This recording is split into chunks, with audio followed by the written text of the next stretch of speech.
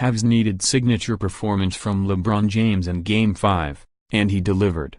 LeBron James' game-winning three-pointer in Game 5 against the Indiana Pacers will be on highlight reels for decades.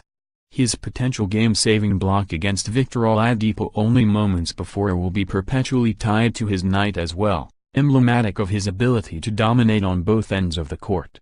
"It felt like I was a kid all over again, playing basketball at my house," James told reporters. "With makeshift hoops and my socks as a basketball and making the noise. That's what it felt like." But James never would have been in position to hit another playoff game winner, his third with the Cleveland Cavaliers and fourth overall, were it not for the prior 42 minutes he played. James assumed the role of Cavs savior again, leading Cleveland to a 98-95 victory and one win away from advancing to the second round. More NBA: his game-high 44 points more than double the team's next highest scorer, Kyle Korver, 19, and his sheer force of will was the only reason the Cavs were able to ward off the Pacers in the first place. Had James not turned in one of his signature performances, it's possible Game 5 would have been his last home game in Cleveland. With free agency approaching, that's the context that's impossible to ignore as James faces his most difficult first-round opponent in the upstart Pacers. In fact, James is averaging 34.8 points, 11.4 rebounds and 8 assists per game through 5 games. No other Cavs teammate has scored more than 20 points in a single game. The team's second option, Kevin Love, is averaging 11.8 points on 32.8% shooting versus Indiana. But James' game winner temporarily masked the Cavs' other issues. As soon as it left his hand, it looked perfect, Cavs coach Ty Lue told reporters. Wednesday's shot was reminiscent of the game winner he hit in Game 2 of the conference finals against Orlando in 2009. That night James took the inbounds pass from Mo Williams, bounced back and elevated.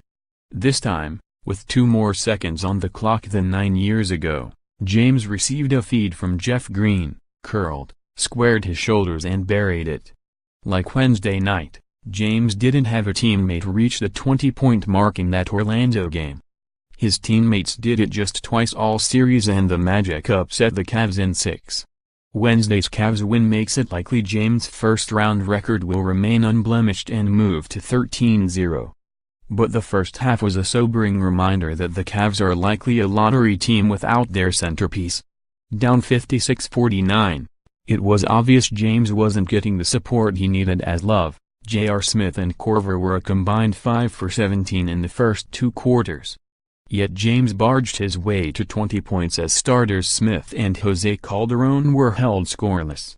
The Pacers tried Domantas Sabonis, Miles Turner, Lance Stevenson, Trevor Booker and Bojan Bogdanovic on James at times, but he was indefatigable.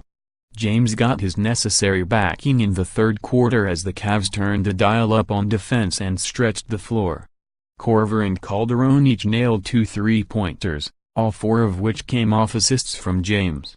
A fourth-quarter drought gave the Pacers a chance before James had his moments. After he hit the shot, James soaked in the adulation from Cavs fans, hopping up on the scorer's table to physically elevate himself. He had guaranteed at least another home playoff game, and they were appreciative of what they had just witnessed.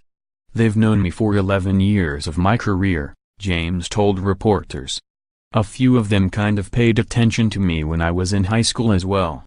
Maybe. They pay their hard-earned money to come see us play, and for me and my ball club for us to go out there and have a game like we had tonight, it was just my show and our show of appreciation."